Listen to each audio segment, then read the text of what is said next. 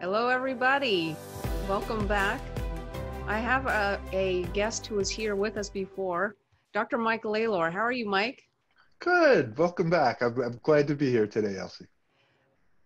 I'm so glad for you to be here. And I have a surprise for all of you guys because Dr. Mike Lalor, who's the Chief Medical Officer of Trellis Supportive Care, which is a hospice and palliative care, a large organization in North Carolina, is here to introduce the concepts that he's going to be teaching in the course Lead Physician that we're launching in August. So if you're interested, listen in. We're going to give you a little pearl on leadership that Mike is going to be teaching.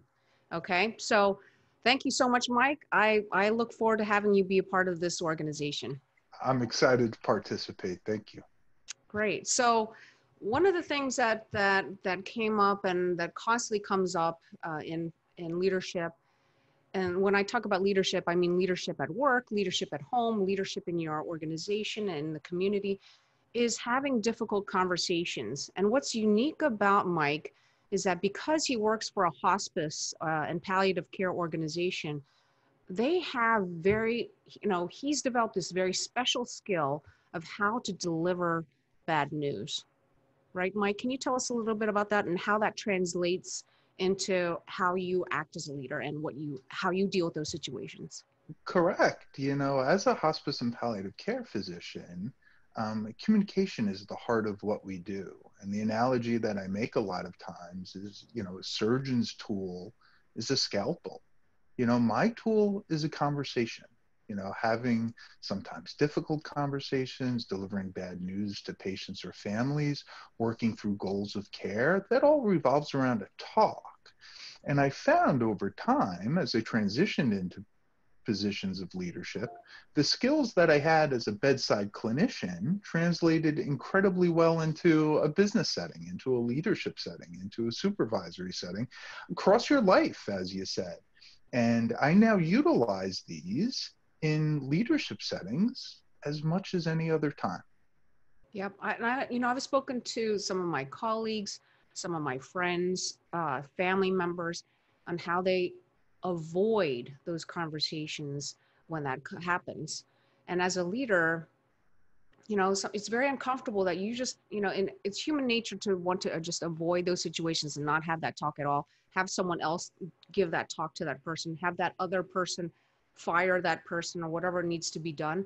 How did you get over that? And give us a little pearl on how we can be better at having these difficult conversations.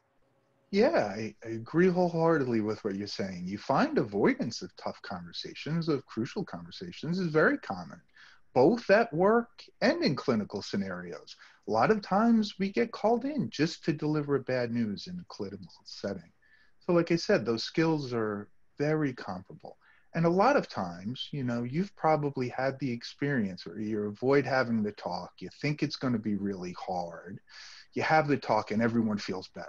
Oh, I'm glad we got that out in the open. So what I try to do is use this tool, teach others how to use this tool to get over that hump a little bit, to realize there's a better way of doing it and, overcome the fear associated. So what we do in a clinical scenario, the way we deliver bad news is utilizing something called the S.P.I.K.E.S protocol. Setting, perception, invitation, knowledge, expected motion, and then set the next steps. And I'll walk through what it would look like in a clinical scenario and then how it's comparable to a business scenario. So setting, if you're going to deliver bad news in either way, you want to make sure it's in the right spot. So you don't want to deliver real bad news out in the open. Hey, this is a tumor. You want to make sure it's private. It's somewhere that they'll be able to respond appropriately. Same exact thing in a business setting. The old analogy of praise in public, criticize in private holds true. Very good. Yeah. You try to find out if they have an understanding of why you're meeting today. So, hey, Mike, do you have a reason why, any understanding why I'd call you in today? Or, hey, Mike, I'm glad you came in today. Do you have any idea why I'd want to talk to you in a clinical scenario? That's the P in Spikes. Okay. Yeah, so Perception. you try to understand their perception of the talk. You ask for an invitation, hey, Mike, is this a good time to talk? I got some news that may be a little hard to hear. You want to make sure, you're trying to make sure that they're emotionally in the right place to receive the information, as well as even just a time thing. Hey, I'm sorry, I'm real busy right now. Can I follow up with you in an hour? Versus, you could tell they're agitated. This isn't going to get across. So Good. Mm-hmm. You're looking for the invitation. You just share the knowledge, the K. So many times people beat around the bush, or, in a clinical scenario, we'll use large, complex medical words, and you want to avoid those type of things. You share the knowledge as it is, whether it be, well, I have some news I didn't want to share. There is a mass in your lungs as opposed to squamous cell, blah, blah, blah, blah. Same thing in a performance scenario. Hey, I have some news to share. We had an expectation that your, productivity would be X and you're only at 0.75X. You translate that into a business scenario. You expect emotion in either way. Frequently when you're delivering bad medical news or life-altering news, very easy for people to become emotional. You want to make sure that they're private, that there's tissues or something available to respond. Same thing in a business or a leadership setting. A lot of times, we work with high performers. They don't like hearing their performance isn't up to expectation. Some people, sometimes the conversations can be all the way up to a level of termination, which obviously carries a degree of emotion to it. So if emotion happens, there's an entire another set of tools that you can use to deal with those emotions that we can go into in further detail. That's awesome. And then you want to set the next steps. In a clinical scenario, you'd be saying, okay, here's what we're going to do now. We need to go for a biopsy, or we need to call in a consultant, a specialist. In a business setting, same exact thing.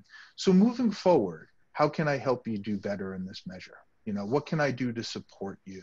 Moving forward, I understand why today it wasn't what we hoped for, but the anticipation is that you meet this number. Whatever it is you're discussing. This way you set the next steps and you're showing that you're supportive of it. Same thing. That tool I use in a clinical scenario, incredibly applicable as a leader. I love that. Thank you so much, Mike. I mean, it's amazing how much we can translate our doctor skills into personal skills. But if you don't even have those doctor skills, that could be problematic, because there's doctors who even struggle giving the bad news to patients. So thank you. That's awesome. And you know what?